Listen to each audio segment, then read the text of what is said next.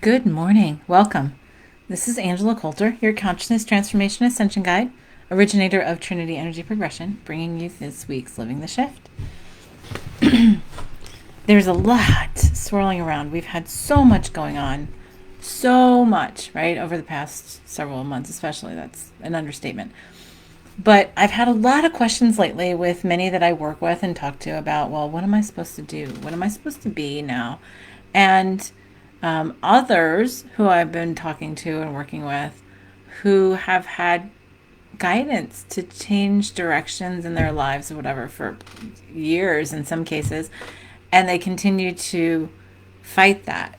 And it's interesting because it's I didn't even know, like, it was funny going to type up what I was going to talk about this morning, and and we hit, and I was just like, okay, well, honestly, I had no idea. And as many Thursday mornings, and then it just sort of came out, and I was like, oh yeah, because this is a conversation I'm having a lot lately.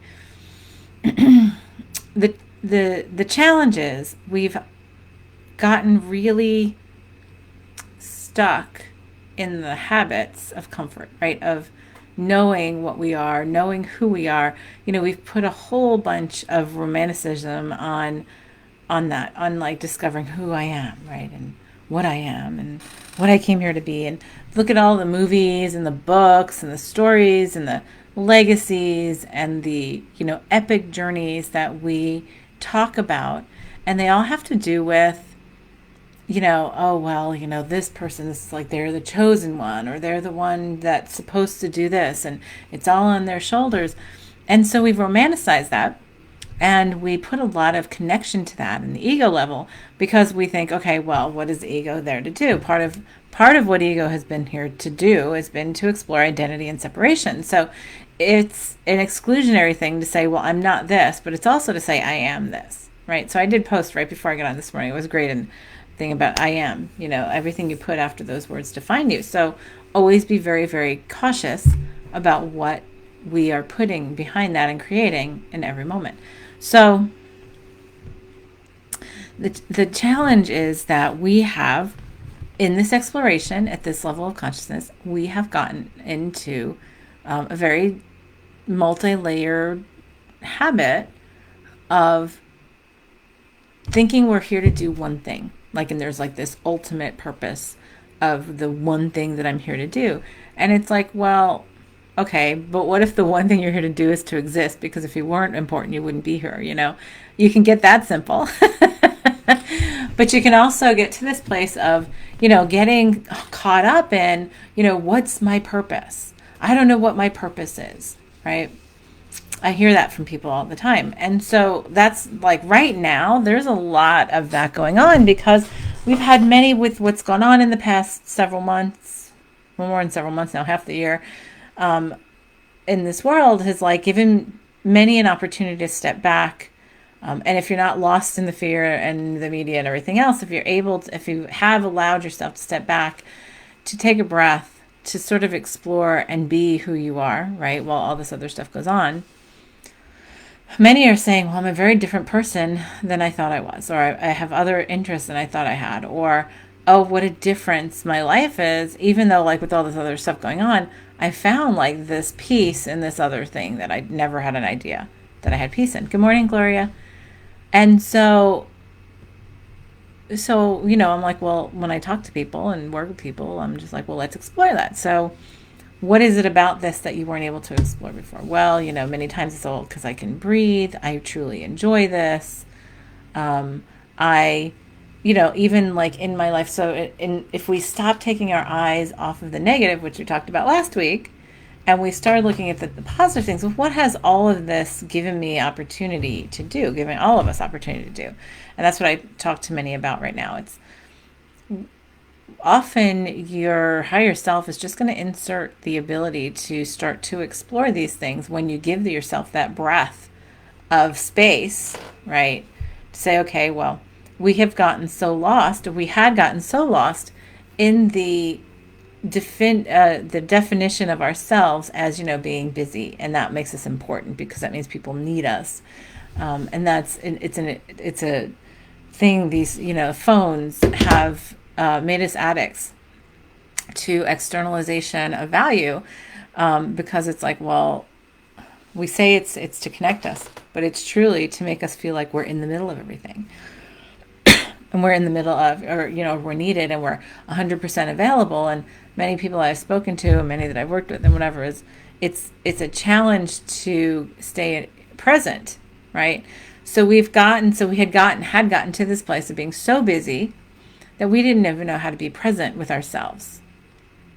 And so much of this process over the past 6 months has been slowing down, taking a breath, looking at life, saying, is this really what I want to do, right? Whatever I'm doing, is this the direction I want to take? What is there an opportunity for me to do that I did not, previously have by this coming in and having, giving me? And so, so the next step beyond that, so we know that. And it's funny because many say, I don't know what my purpose is. I'm like, well, what do you mean your purpose today? Because there's a purpose in every moment, right? And again, if we weren't here embodied, because we are the divine, embodied as the facets that we are, we wouldn't be here if we didn't have a purpose to be a part of the symphony. And so, but that can change, or it does change all the time. So what your purpose was maybe 5 years ago is very different from the purpose you might have today, or 10 years ago, or 15 years ago, or 20 years ago. And the purpose you have today is going to change as we go. So that's the thing. So what we have gotten to very, very stuck with is the ego's idea of, well, my purpose is to do this, and that's it. And my understanding is there's never just one purpose for anyone. I mean, purpose, there's like many levels of that too, the level, like purpose. So there's purpose, like at this really big thematic level, right? So we're here to, help the shift of this earth piece of the bigger project and multiverse, right? And so we've embodied to be here to do certain things, or to hold certain vibration, or to allow certain things to come together in the symphony. And so, but the thing is, what we've gotten really romanticized about and really like addicted to is the idea of like, oh, I'm the chosen one. I have to be a martyr. I have to be like special, right? Because if I don't have something that's very individual to me, then I'm not special. So I'm going to say this. None of us are special because we're all special. Or we're all special because none of us are special. Like it's really interesting. We are special because of the fact that we've embodied individually and we have our individual journeys. And yet we're all the divine. And so we can pass different elements of the symphony off in any given moment because we have all these different facets of ourselves, different shades of the same facet. And yes, do we have and we do have very individual realizations of those pieces, what I call them, the notes in the symphony. And yet there are other ways to get to those. There's many, many ways to get to the same place. So it's yes, special and no special. Yes, I'm special and no, I'm not. But if I'm divine, I'm infinite. And so I'm infinitely like amazing because I'm the divine, right? So when you start to say, okay, what's my purpose? And what happens is, the reason I'm talking about this is that there are two different roads. Okay. So one is, many are saying, what's my purpose? It's got to be this really big, special thing that makes me, individual and very different from anybody else. And yes, it does. But at the same time, sometimes you have that and you fulfill that purpose in 5 minutes, and then you move on to your next one, because there's all different facets to the bigger theme. But we get stuck in our mind to say, no, there's this one thing. So then what happens is, when we attain that one thing, then we sort of get stuck in it. So I've worked with a lot of people and talked to a lot of people who are having this challenge because they're like, oh, well, no, I know I came here to do this. But now it's sort of like, well, now what do I do? I did this, and now what do I do? And it's like, because you could fulfill that purpose and you can let it go now because it was fulfilled, right? That's what you came here to do. And now you came here, after that, you have all these other things. So, but the mind, the ego gets stuck in the like, no, that's my identity because that's who I am. So who would I be to let go of this? Right? Then who would I be? I wouldn't exist. And it's like, well, but you have more. There's even more. There's always even more. So, your purpose. There's so many sometimes there's a purpose to cross somebody's path to help to be a motivator for them to attain their purposes, right? Sometimes it's to play a certain role for a certain period of time, like being a parent, being a spouse, being a child, and then you fulfill that, and then you move on to like, and by the way, there's never just like one purpose. There's all these other ones that we fulfill at the same time, and then we have these other ones. And so right now, like, they're getting bigger and bigger, right? And yes, we've put out some really big shoes for ourselves because we are really coming to or at this apex of shifting.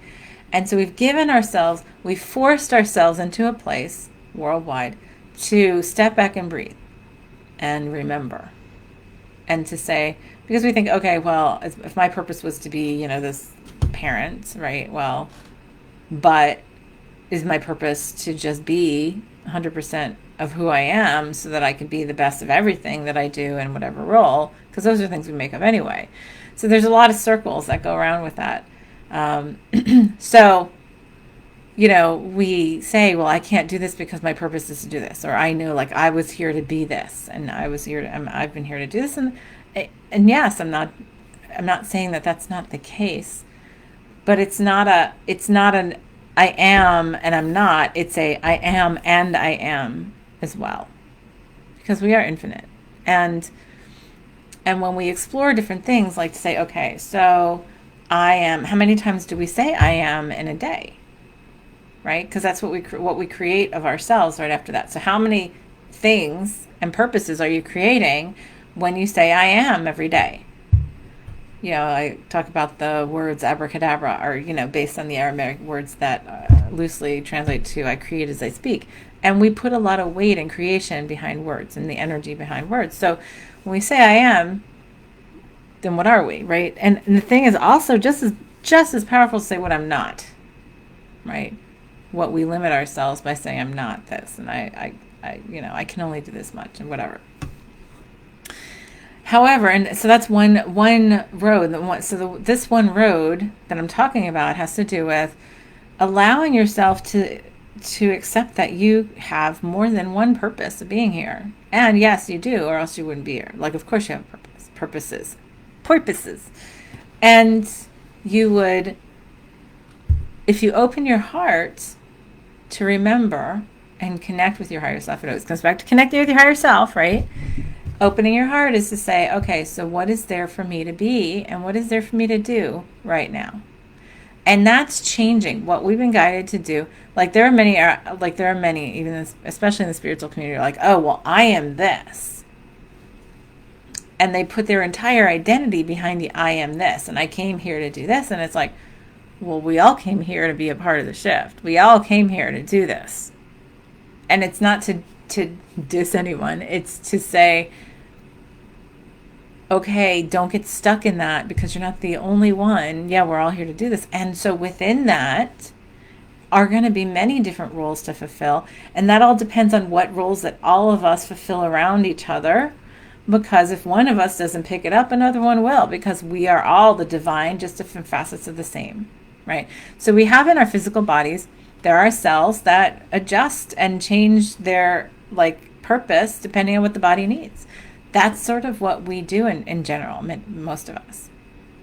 I would say, yeah, we all do in different ways, right? We can pick up the slack for somebody else. We can pick up something that somebody else has decided not to do. And by the way, that's perfect. We play it all out in all these different options of different timelines anyway, but that's a different discussion. And so we spend all this time worrying. Oh, well, what if I miss it? What if I don't do it? Or there's all this kind of stuff. And so, for example, then there's someone I know who has been getting messages to do certain things, to do something, change her life and go in a different direction for years. And there's this egoic fight that's going on, well, who are you to tell me to do anything?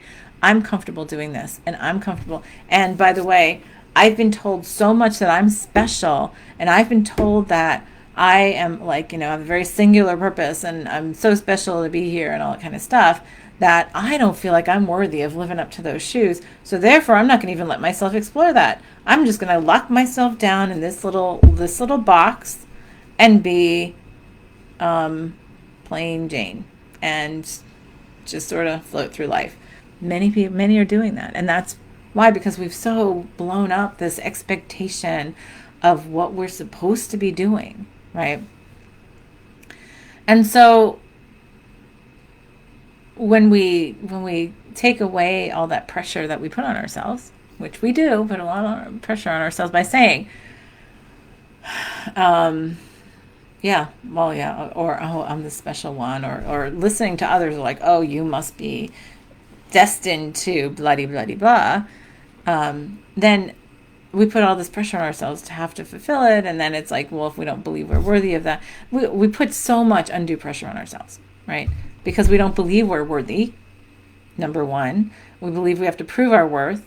Number two, and so then if we feel like we have to prove it, then we, number three, feel like what if we fail, right?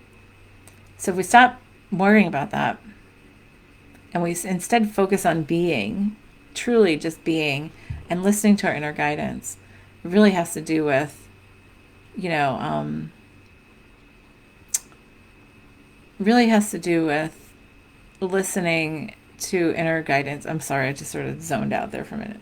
Listening to inner guidance and saying, okay, so what is there for me to be, and not to get attached to it, not to get attached to what I'm being guided to do or be today or this week or this month or this year, and know that it can change, because my higher self is going to be like, okay, we completed this, now we move on to this. And it's not that it's not amazing and fantastic and incredible, because it is. Every step that we trust and allow ourselves to truly fulfill those steps free us up to do something even bigger the next time, is my understanding. So that's down one line. The other line is then putting all this weight on what we're supposed to be here to do, right? The one line of thinking is that we limit ourselves. We're afraid to let go of what's comfortable because it's what we know, and then deep down we don't believe we're worthy of being more. That we think that this is enough, or we believe what other people tell us, that this is what we're supposed to be doing. This is the life we're supposed to be living. This is how we're supposed to be doing things. And we say, okay, well, this is how I'm going to structure my life, and that's what it looks like, even though my inner self is going, oh, no, there's much more for us to do. Many are hitting that crisis, or have been hitting that crisis for, I don't know, several decades, especially now. And I'm going, okay, so what else there would be? And then so there's the other line of following what you believe you're supposed to be, because it's what you totally defined yourself as. And it makes you feel special, right? And it does, because you don't already feel special. So it makes you feel special and worthy. And, oh, look at how special I am because I have this. And I'm not judging that. It's just this is really common. These are two different ways of how we have been approaching stuff. So yeah, and yeah, Gloria says, I like that, not get attached to it. Yeah, because what happens if, like, okay, I love to do this, and if I love to do this and I'm great at it, and this is part of my purpose, and I can feel that, okay, great. And now what if I allow myself to do something even more that's even based on that foundation that I've mastered over here? And then you just keep on taking bigger steps and having even more of a more phenomenal time of it, right? And by the way, when we decide that we're here based on what other people tell us, it's all ego-based. It's all externalization. It's all based on making ourselves feel more important than we believe we are deep down. And wanting to have that epic, suffering martyrdom journey, and believing that makes us more valuable, to say, oh, well, it's the weight on my shoulders, the weight of the world, and I have to carry that. And look at how special I am or important I am by doing that, by denying myself and by sacrificing myself through suffering, right? Which has been a big habit of ours. And so now but the reality is, the guidance, my understanding is the guidance to really be who we came and what we came here to be. The guidance to following what I call following our bliss, following our passions, opening our heart, and allow ourselves to fulfill really what our purpose of being is, right? It comes from within. It comes from things that we love to do that allow us to express ourselves in a place of love and happiness and not caring what other people think. It's a completely different motivation of what we're doing. It's taking what we do, right, and we're shifting it from being externalized. Yes, so Gloria says we have many purposes in any given moment, right? But when we shift it from being externalized of people telling us what we're supposed to do or what they think we're here to do, or even like, oh, you're this special person that's here to do this, right? And you're saying, oh, well, that's going to be my worth, and who am I to not fulfill it, and to do the whole martyrdom thing. What if we shifted that to say, really, our purpose of being here is being all the love we can be, and that everything we do lines up with that being instead of us doing to be. Right now, I've talked about this in the past, but this is like looking at it from a different perspective because this has been coming up a lot lately. So it's like it's shifting a place to truly focusing on our inner happiness, our inner unconditional love for ourselves, shifting our place of consciousness to recognizing that we're all the divine, we're all perfect, we're all here perfectly embodied for whatever we decided to come here to do, right? And we can change it on a dime, and we will change it on a dime in many cases. And I have that power and that ability, and I came here to be embodied in this way to express that in this whole symphony now, right? And so when I say that, that's far more general, because that's pretty much what all of us who are here to do. And when we say it in that general terms, it's like, and now I give myself the freedom to express it in all the ways that are individual to me, that allow me to really sing my soul. Like, sing my soul, to really embody bliss and happiness. Because here's the thing. The more we hold this vibration in love and happiness, right? The more we hold a vibration in unconditional self-love, the more we give a permission to those around us to do the same. So they start to look at their choices and shift those as well, right?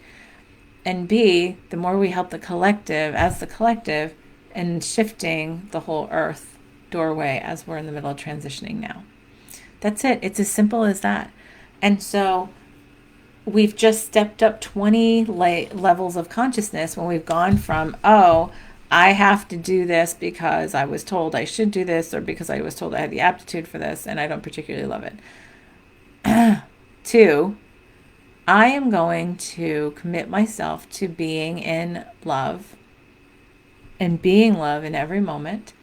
And from that is what I'm going to choose to do. So I've talked about that, and I've talked about that not here, but also not just here, but also my Ascended World podcast with Sarah C. Gavagnoni, about it's being to do. It's doing from being, not being from doing, right? So we're used to being from doing. We're used to being from doing, saying, oh, well, I will be happy when I do this, when I attain this, when I get this degree, when I, get to this level position, when I become a parent, when I become this, when I do this, when I have, millions of people adoring me, right? Then I will be happy, which is most of the time not true, because none of that brings you happiness. You exude the happiness, right?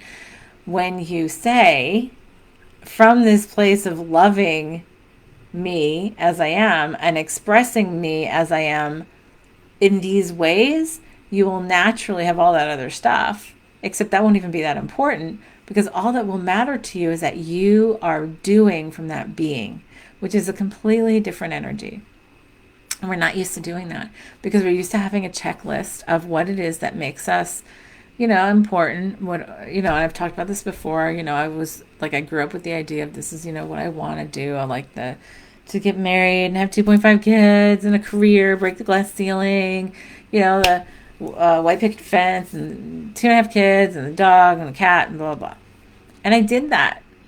And what happened was I was like, well, that didn't make me happy. In fact, I felt like that everything I did was focused to struggling on forcing that to be created, right, over years.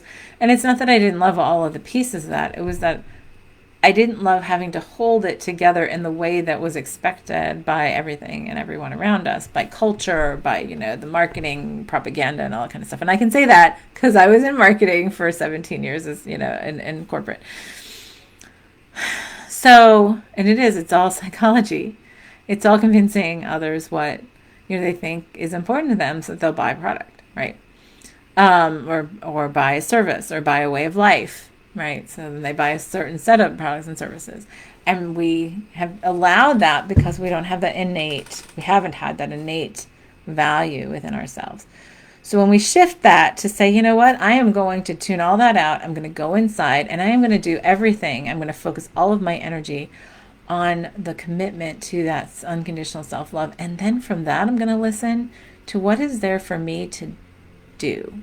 What is there for me to be? Not what should I do? What should I be? Because that's all ego, by the way. When you hear an answer, that's from the ego, pretending to be that yourself. When you say, what is there for me to do and what is there for me to be? It's a very different energy. Because you'll usually get a lot of options. And the other question to ask is, so am I to do and am I to be that today? And in this 5 minutes, in this hour? Which we don't ask because we think that, well, we have attained this, right? And so it's like, okay, so maybe my purpose was in many cases to heal, to shift, to resolve a bunch of stuff in my linearity, right? My familial linearity. Maybe that was part of it. And in doing what I was doing, it sort of kept me on track to do that, right? It sort of gave me an outline to get there. And then I was like, yeah, I don't need this. And guess what? I can now change it. I can do now. So I attain that. And now my higher self's going, yeah, it's time to do this and do this. And I kept on changing and shifting. And I've done a number of things. And then I came to this and doing what I do today, which I've done now for professionally for 9.5 years. And I love it. Love it. Because I give myself the freedom to express who I am in every moment. And that changes, and I have all these options on how to express it. And in the same time, I love helping others express their own purpose. I love, as I allow myself to express my own, and I hold the vibration to myself, and I hold the commitment to myself, then I can hold the vibration of others to be the same. And by the way, that just helps us all collectively. And it's beautiful and unique to every individual because we all express it in our own journey's way, right?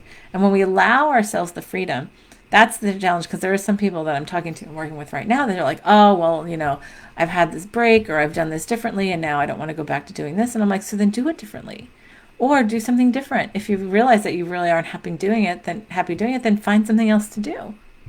And or expressing who you are. And we give ourselves all these butts, which I always say, like somebody I used to know said, did does this ego make my butt look big or something like that? Because it's all like anything that has butt in it is usually from the ego, of the doubt and the unworthiness or the inability, the exclusion, right? Instead of saying, oh, I can do this and I can do this. I can be all of this, or I can choose to be this and not have to do this because I felt like I had to do it, right? We have a lot of soul agreements that we do things we believe we have to do, and then we sort of limit ourselves that way too. Well, we can go out, and that's another discussion, but you can go out there and change those agreements and resolve them because you're like, I don't have to learn lessons that way. And we can just complete that in a moment because we are the infinite divine. And when we start to realize that and remember it, then we can just simply employ it. So there's a lot in this. There's a lot in this soup of the realization of what our purpose is, right? And yes, and we have many purposes in any given moment. We are this amazing, multifaceted, holographic note in the symphony, and we are the symphony as well as the note. So we can be this note and we can be all that note because there is no difference of all the notes. Like it's all that what we create as the whole. That's a little challenge through our minds, right? Yeah, Gloria says, I love that we're constantly changing, evolving. Right. That's the fun of it. The changing and evolving is we remember more, or okay, I've fulfilled this and now I'm going to fulfill this because I can, because I'm infinitely capable. Or I can do both of these at the same time. So give yourself this week the freedom. Look at the things that you're thinking are forbidden or that you can't do because you have to fulfill this, and say, what if I allow both? Or what if I allow myself to change this and say, yeah, okay, and now it's time for me. Okay, I fulfilled this, and ask your higher self, is this for me to do now? Excuse me. Is this for me to be now? And is it for me to be something else now as well or instead? And that is where we start to really guide ourselves. And when if we're not attached to all of these pieces, and to know that I can be any of them, I can come back to any of them, I can leave them. Like, we just have so much emotional attachment to all of these things that when we let go of that emotional attachment, we're just like, okay, well, that's really fun. And this is really fun. And this is really fun. And we sort of, oh yeah, we can call that ADHD, or we want ADD or whatever. But we're the divine. And so now it's employing how to do that and remembering how to do that when we allow ourselves to do so. So this week, look at yourself. Look at what it is you haven't allowed yourself to explore. That your heart's telling you, hey, what if we just did this? Just for fun, just for a lark. Not with any end goal of being, it's funny, like, my sister, I think it was a couple years ago now, said to me, I'm going to start taking piano lessons. And I was like, awesome. And she kept on like, well, because I don't want to be a pianist, obviously, a concert pianist. And I'm like, just do it because you want to do it. Because you've wanted it. She said, I've always wanted to learn how to do it. I'm like, okay, awesome. Explore that side to you. It doesn't mean she's going to go be a concert pianist. It means that she's exploring a part of her that she feels has yet to be fulfilled. And that's great to listen to that. I mean, and it's not like what she's doing for a living. You don't have to drop everything and do this for a living. And sometimes you are guided to do that. I was guided to do that a couple of times. And then sometimes you're not. Sometimes you're just guided to add that onto your repertoire. But keep your heart open, and keep your mind and heart open, and to allow a possibility in the fulfillment of you as you are embodied. And if you just stick with that and stay with that, and just like see what comes along. All right. Well, on that, I'm going to let you go. Thank you for joining me. I'm going to sign off. This is Angela Coulter with this week's Living the Shift. Have a great one. Bye, everyone.